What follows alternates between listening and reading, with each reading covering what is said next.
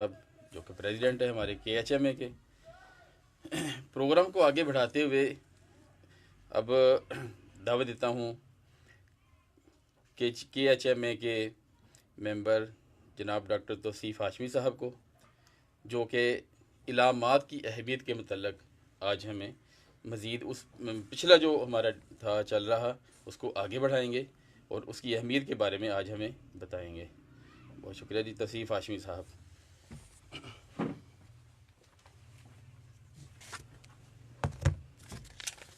औज़ुबिल्लाहिमिनश्शैतानिर्रजीम बिस्मिल्लाहिर्रहमानिर्रहीम अल्लाहुम्मा सल्लि अला सय्यिदिना व मौलाना मुहम्मद व अला आलिहि व अस्हाबिहि अजमईन रब्बि इश्रह ली सदरी व यस्सिर ली अमरी वाहलुल उक़दतम मिन लिसानी यफ़क़हू क़ौली। सारे दोस्त जैसे कि जानते हैं कि सिम्टम्स यानी अलामात हमारी फ़िलासफ़ी की बुनियाद है, जिसके बग़ैर ना तो हम होम्योपैथी सीख सकते हैं और ना होम्योपैथी कर सकते हैं। एज अ डॉक्टर अगर देखा जाए, एक सवाल से बात शुरू करूँगा। एज अ डॉक्टर अगर ये देखा जाए कि हमारा काम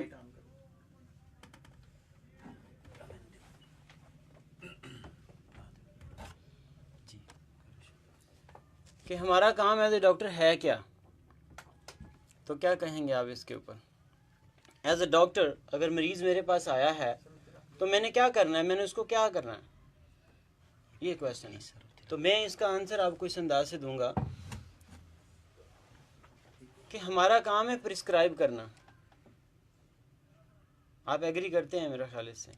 हमारा काम है प्रिस्क्राइब करना। अब मेडिसिन देना डिस्पेंसिंग है, वो अलग इशू है कि वो हम ही करते हैं, वो अलग बात है। तो एज अ डॉक्टर हमने क्या करना है जी? प्रिस्क्रिप्शन करनी है, नुस्खा लिखना है। अगर एक मिस्त्री का काम बताया जाए तो मकान बनाना है, उसने छत डालनी है, फिर हम उसको मकान कहेंगे, अदरवाइज तो दीवारें हैं। तो क्या छत दीवारों के बगैर खड़ी हो सकती है? हमारी होम्योपैथी में जो नुस्खा है वो भी अलामात के बगैर नहीं हो सकता। यानी जिस तरह मकान के लिए, जिस तरह छत के लिए दीवारों की ज़रूरत है, बिल्कुल उसी तरह हमारे नुस्खे लिखने के लिए हमें अलामात की ज़रूरत है।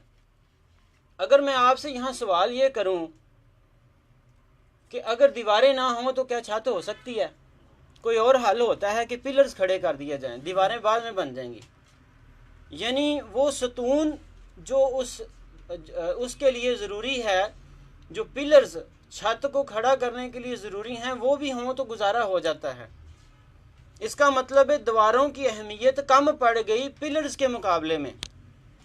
अब यहाँ पे हमने ये बात सोचनी है कि हम ये कहते हैं कि कौन सी की सिम्टम्स हैं और कौन सी आम अलामात हैं, किनको इग्नोर करके चल सकते हैं और जिनको इग्नोर नहीं करके चल सकते वो हमारे पिलर्स हैं। यानी वो हमारी ख़ास सिम्टम्स, स्पेशल सिम्टम्स या की सिम्टम्स होने चाहिए, उसके ऊपर भी नुस्खा लिखा जा सकता है। अब की सिम्टम या ख़ास चीज़ें या जो पिलर हैं, उसमें आप देखें, जैसे लास्ट टाइम भी मैंने आप लोगों से एक बात शेयर की थी कि बाज़ औक़ात हमने सिम्टम्स बिल्कुल एक्यूरेट ली होती हैं और हम लोग रेमेडी सेलेक्ट कर लेते हैं और 100% बिलीव के साथ दे देते हैं, लेकिन होता क्या है कि रेमेडी काम नहीं करती, वो दवा काम नहीं करती। उसकी वजह क्या होती है? उसकी डिफरेंट रीजंस हो सकती हैं, लेकिन बाज़ औक़ात हम उन रीजंस को, उन अलामात को, उन सिम्टम्स को छोड़कर कॉजेशन पे चले जाते हैं, तो उस पिलर की तरफ चले जाते हैं जो कि सारी के सारे छत को संभाल लेते हैं। तो हमने डिफ्रेंशिएट करना है, ये हमारी स्किल है। हमने किस जगह कॉज को ज़्यादा अहमियत देनी है, हमने किस जगह अलामात को अहमियत देनी है, सेंसेशन को ज़्यादा अहमियत देनी है या लोकेशन को ज़्यादा अहमियत देनी है।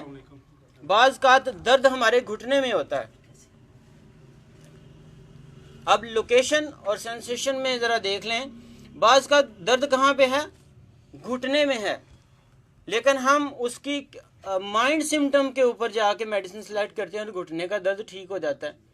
बाज़ का मरीज़ कहता है मुझे लगता है मुझे दर्द है लेकिन दबाने से महसूस ही नहीं होता, यानी नर्वस सिस्टम के साथ उसके अटैच है वो पेन। तो लोकेशन कहाँ पे है और हम माइंड सिम्टम पे जा रहे हैं। इन चीज़ों को डिफ्रेंशिएट करना, इन चीज़ों को डिफाइन करना, मैंने लास्ट टाइम भी ये लफ्ज़ बोला था, डिफाइन करना। अपनी ज़िंदगी के जो एहसासात हैं, अपनी ज़िंदगी के अंदर जो रवैये हैं, जो चीज़ें हम लोग इस्तेमाल करते हैं रवैयों में, जैसे गुस्सा है यानी एहसासात की बात करें, जैसे मोहब्बत है, जैसे नफ़रत है, इन चीज़ों का मतलब हमें नहीं पता होता, जिसकी बुनियाद के ऊपर हम एज अ होम्योपैथ बाज़ औक़ात नाकाम हो जाते हैं। एक बंदे को गुस्सा बड़ा आता है, हमारे पास गुस्से की एक लिस्ट आ जाती है, जनाब ये जो रेमेडीज है ना ये एंगर को शो करती हैं और इसमें एंगर जो है ना पाया जाता है। ये जो पर्सनालिटी गुस्से वाली हैं इनको अगर आप ले आएँ ग्रुप के तौर पे तो वो सिलेक्शन हमारी बेहतर हो सकती है।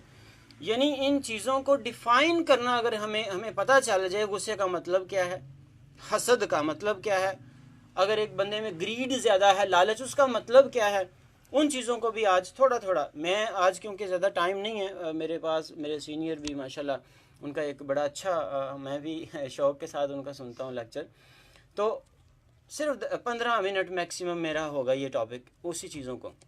अब लास्ट टाइम हमने क्या किया था, हमने मरीज़ ढूंढा था, इस इंसान में से क्या ढूंढा था हमने, मरीज़ ढूंढ लिया था हमने कि जनाब मरीज़ हमारा है क्या, हमने अलामात किसकी लेनी है। तो हमने डिफ्रेंशिएट करके कुछ चीज़ों को हाईलाइट कर लिया था, कुछ चीज़ों को स्टैंडर्ड मान लिया था कि एक ये जो इंसान है ये एक गैर मादी चीज़, एक जिस्म और इन दोनों को बांधने वाली एक वाइटल फोर्स के साथ बंधा हुआ है एक इंसान नज़र आता है हमें। तो हमारा मरीज़ वो नॉन फिज़िकल चीज़ है, जिसको आप रूह कह लें, कुछ भी कह लें, वो अलग इशू है, उस पर मेरा टॉपिक नहीं है कि उस पर बात करें, फिर इंशाल्लाह किसी दिन बात हो जाएगी। एक बात यहाँ डिस्कशन में पहले आई थी, उसके ऊपर भी मैं चाहूँगा नेक्स्ट इंशाल्लाह बात होगी कि ज़िंदगी वक्त आ गया जी अब तो चले जाना था, बंदे ने कोई बहाना ही बनना था। एक बंदे को डॉक्टर्स ये कह देते हैं अपनी मेडिकल हिस्ट्री के हवाले से, अपनी पूरी रिसर्च के हवाले से लुबे लुबाब निकाल के ये 3 दिन 4 दिन हफ्ता मैक्सिमम ये बंदा, लेकिन वो 16 साल निकाल जाता है। ये लाइफ है क्या, ये लाइफ कब ख़त्म होती है और इसको मैयर कैसे किया जाता है, इसके ऊपर भी इंशाल्लाह नेक्स्ट बात होगी। तो ये भी हमारी सिम्टम्स के अंदर एक चीज़ हमें नज़र आएगी कि किस चीज़ को हम ज़्यादा फोकस कर लें तो इंसान स्ट्रांग हो जाता है, उसके अंदर बेशुमार बीमारियां भी लेके वो ज़िंदगी गुजार सकता है और वो आगे चल सकता है। अब जो मकान के साथ तशबीह दी है उसमें मैंने आपको यही चीज़ बतानी थी। हम लोग अमूमन यही समझते हैं टिपिकली कि ये ख़ास अलामात हैं, ये आम अलामात हैं, ये कॉन्कॉमिटेंट सिम्टम्स हैं, ये की सिम्टम्स हैं। तो उसको समझने के लिए मैंने सिर्फ मकान की एक मिसाल दी थी कि बाज़ का दीवारों के बगैर भी छत आ सकती है, दीवारों के बगैर भी मकान खड़ा हो सकता है, दीवारें पर्दा भी हम कर सकते हैं, कुछ और भी, तो हमें सिर्फ वो हेल्पफुल होते हैं पर्दे। आगे चलते हैं कि जो चीज़ें मतलब यही डिफ्रेंशिएशन हो गई हमारी। अगर मैं एहसासात के ऊपर जा रहा हूँ, सिंबल और सिम्टम्स की डेफिनेशन पे जा रहा हूँ, तो हमने ख़ास अलामत क्या हैं, आम अलामत क्या हैं, वो यही चीज़ें जो मैंने आपको बता दी हैं एक सिंपल सी एग्जांपल के अंदर। तो इसमें डिटेल में जाने की ज़रूरत नहीं है क्योंकि माशाल्लाह आप इतने सालों से प्रैक्टिस भी कर रहे हैं और सारी चीज़ें कर रहे हैं, तो इसलिए सिंपली पुराने लेक्चर के ऊपर बेस करते हुए हमने किसकी इलामत लेनी है और क्या क्या और किस तरह की इलामत लेनी है और किन चीज़ों को कितनी अहमियत देनी है, किन चीज़ों को बाज़ का छोड़ना, ये हमारी स्किल है। तो स्किल डेवलप होती है, स्किल सीखी नहीं जाती, ये भी याद रखें। स्किल हमेशा डेवलप की जाती है, सीखी नहीं जाती।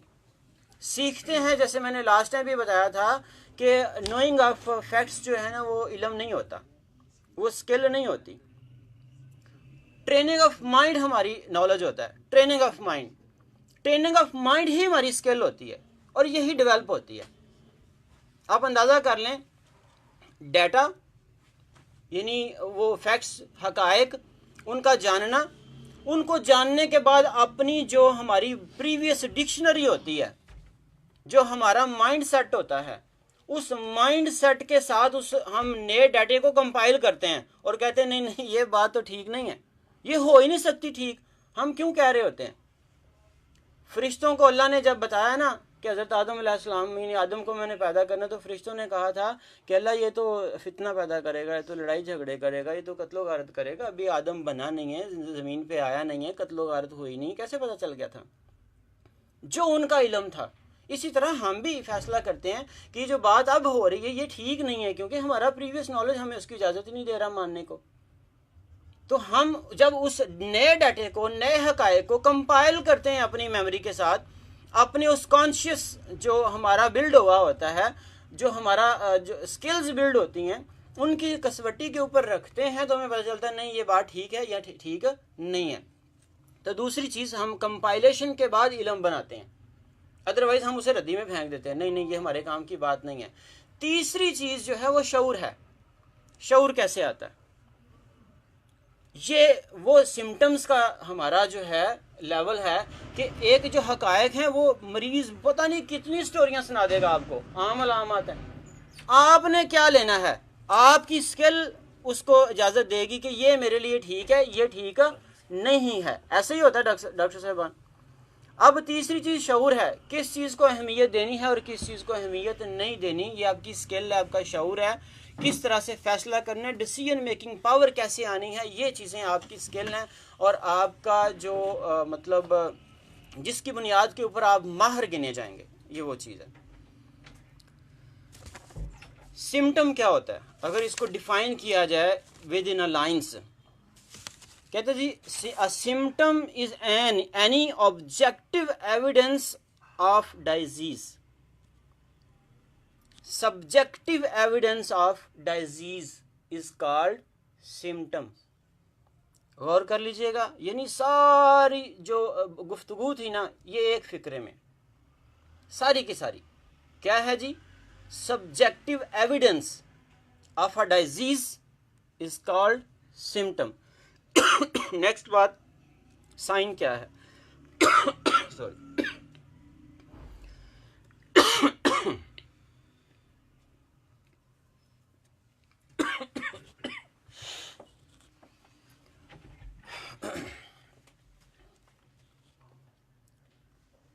हम दो लफ्ज़ यूज़ करते हैं, साइन और सिम्टम, साइन और सिम्टम, साइन और सिम्टम। तो मैच मतलब मिक्सिंग हो जाती है। हम लोग खुद समझ नहीं पाते कि व्हाट इज साइन और what is symptom and what is difference between them. यानी साइन किसे कहते हैं, सिम्टम किसे कहते हैं? तो सिम्टम मैंने कहा सब्जेक्टिव एविडेंस और साइन है objective evidence of a disease. इसको आगे मजीद एक्सप्लेन कर देता हूँ।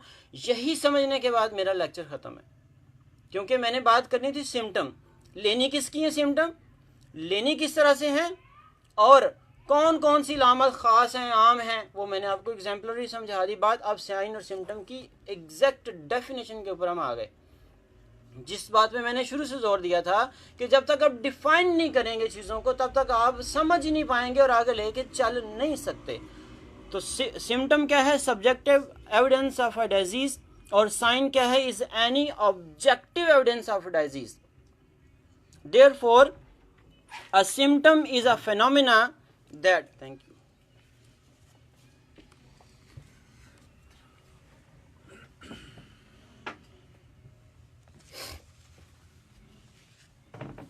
therefore a symptom is a phenomena that is experienced by the individual affected by the disease।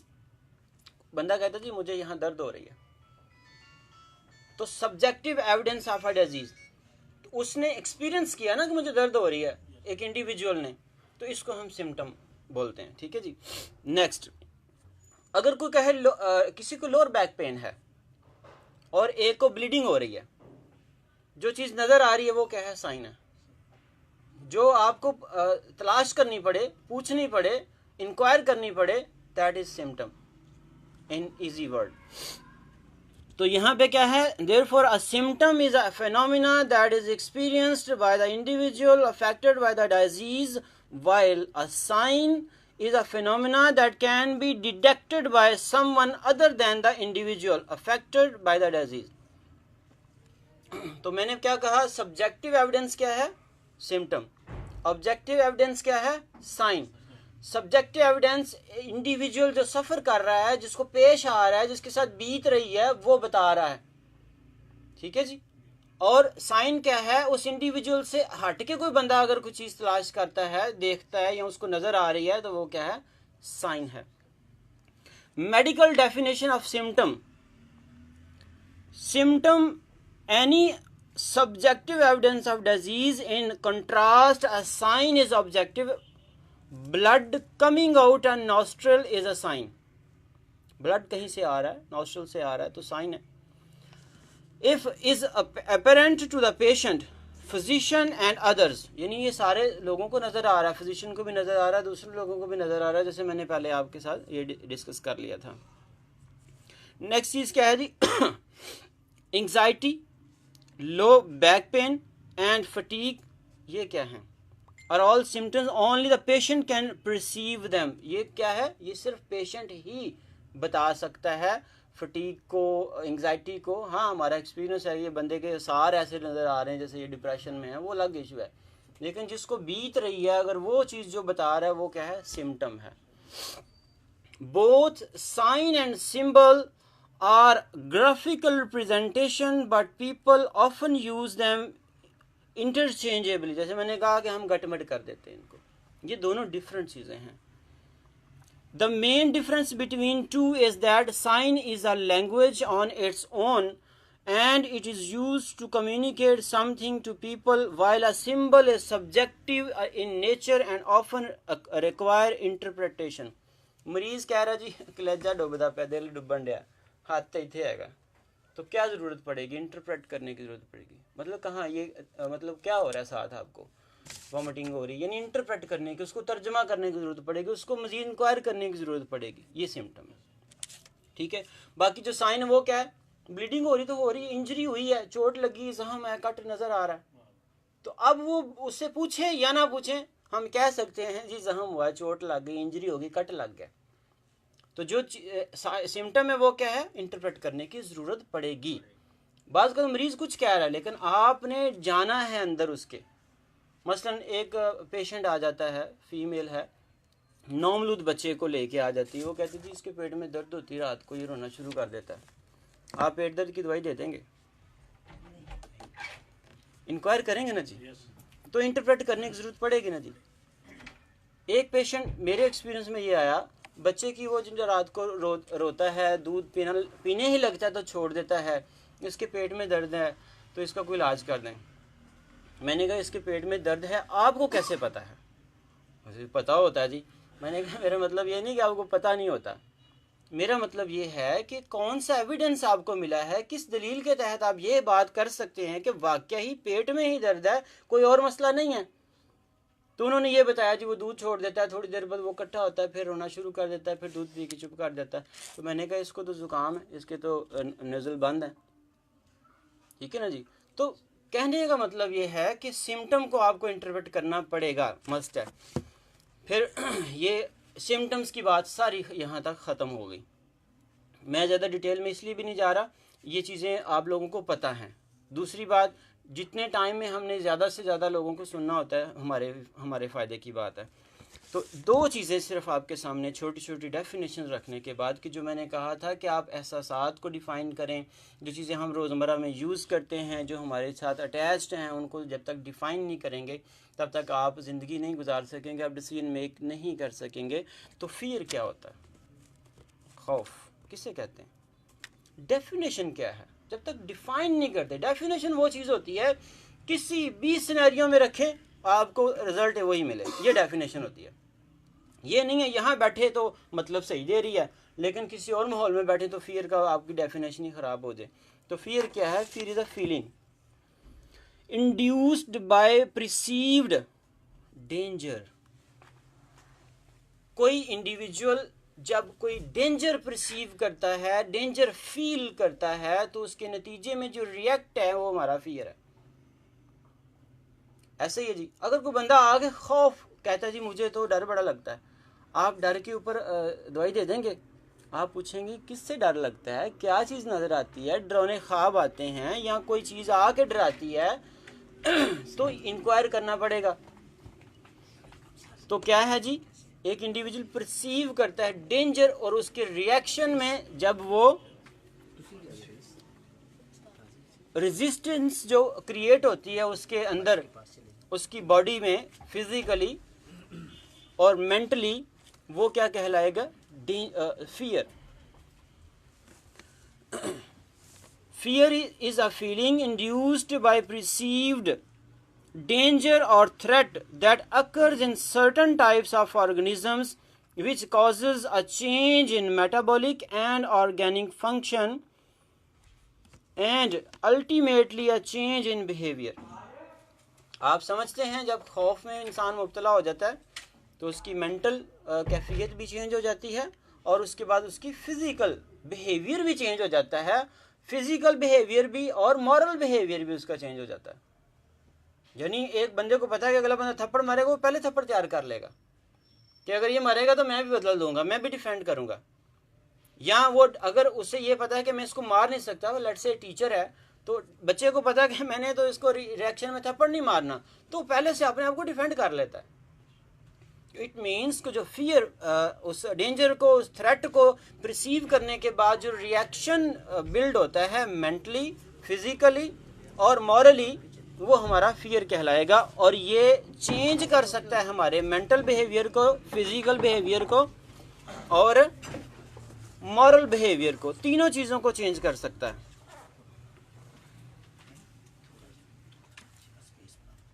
अब एक लफ्ज़ हम अमूमन यूज़ करते हैं फोबिया. तो फोबिया भी रेलिवेंट किसके है? फियर के. An irrational fear is called a phobia. तो पहले तो फियर क्या है? थ्रेट और डेंजर के अगेंस्ट जो रेजिस्टेंस या जो रिएक्ट होता है, जो रिएक्शन बिल्ड होता है फिजिकली, मेंटली, मॉरली और बिहेवियर में जो चेंज आता है. अच्छा, ये चीज़ें चेंज कर सकती हैं ऑर्गेनिकली भी इंसान को. यानी जो खौफ है, जो गुस्सा है, स्पेशली गुस्सा जो है, वो आपके लीवर को प्रॉब्लम में ले आता है. रीज़न क्या है? लीवर भट्टी है. आपके जिस्म में एक ही पार्ट है जो हीट प्रोड्यूस करता है. गुस्सा क्या है? बूस्ट कर रहा है आपको ब्लड लेवल को. तो इसका मतलब हीट को आप इंक्रीज कर रहे हैं. तो ये क्या हो रहा है? लीवर के ऊपर इफेक्ट हो रहा है. यानी ये लॉजिक दी है. तो इस तरीके से जब तक आप डिफाइन नहीं करेंगे, मैं यहाँ वाइंड अप करता हूँ. एक चीज़ और थी लेकिन फिर नेक्स्ट इंशाल्लाह. अच्छा, अब मज़े की बात यह है कि जब हम फियर को डिफाइन कर लेते हैं, फिर उसकी आगे हम जब सिम्टम्स की तरफ जाएंगे, एक बंदा आगे कहता है मुझे बहुत खौफ है, मुझे बड़ा डर लगता है, या उसके चेहरे से लगता है वो बताना नहीं चाह रहा, तो आप कहते हैं आपको डर तो नहीं लगता? हाँ हाँ डॉक्टर साहब, डर तो मुझे लगता. मतलब जब डर लगता है, किस चीज़ का डर है? मतलब क्या फील करते हैं? ख्वाब आते हैं, जागते में डर लगता है, किसी रास्ते से डर लगता है, बिल्डिंग ऊंची उससे डर लगता है, किसी बिल्डिंग के ऊपर आप खड़े हैं नीचे देखने से डर लगता है, पानी से डर लगता है. तो अब ये फोबियाज जो है ना, ये डिफरेंट टाइप्स ऑफ फोबियाज हैं. तो नेक्स्ट इंशाल्लाह किसी टाइम वक्त मिला तो फोबियाज के ऊपर ही सिर्फ बात होगी कि किस किस टाइप के फोबियाज हैं और वो फोबिया हमारी बॉडी के ऊपर असरात क्या मरतब करते हैं. हमारी बॉडी के ऊपर नहीं, बेसिकली जब हम मरीज़ की बात करेंगे, मरीज़ आपको पता कौन है, तो हमारे मरीज़ को फोबियाज क्या इम्पेक्ट करते हैं, क्या इन्फ्लुएंस करते हैं और उसके नतीजे में क्या मतलब चेंजेस आती हैं नेगेटिवली और पॉजिटिवली. लास्ट टाइम मैंने क्वेश्चन डाला था फेसबुक के ऊपर क्यूरी कि क्या एंग्जाइटी फ़ायदेमंद है या नुकसानदेह है. तो एंग्जाइटी जो है क्या है? बेचैनी जिसे कहते हैं हम लोग. अब बड़ी मज़े की बात है, एंग्जाइटी का तो हम इलाज करवाते हैं, इसका मतलब नेगेटिव चीज़ है.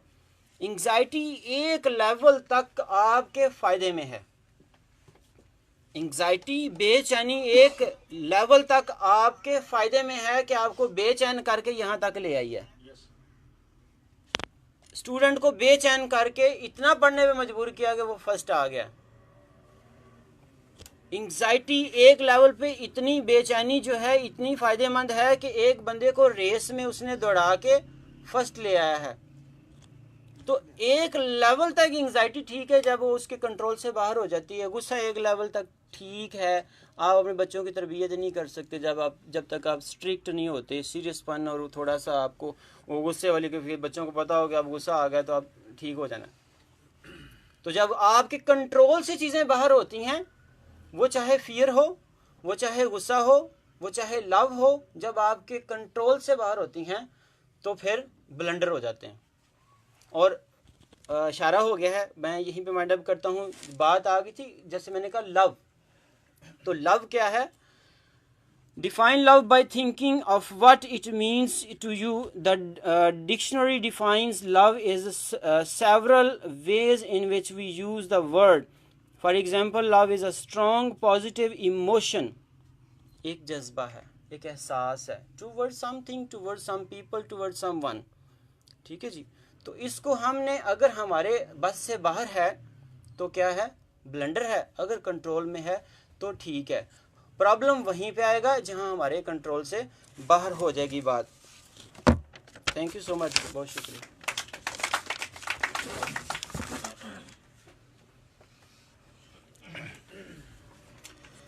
बहुत शुक्रिया जी।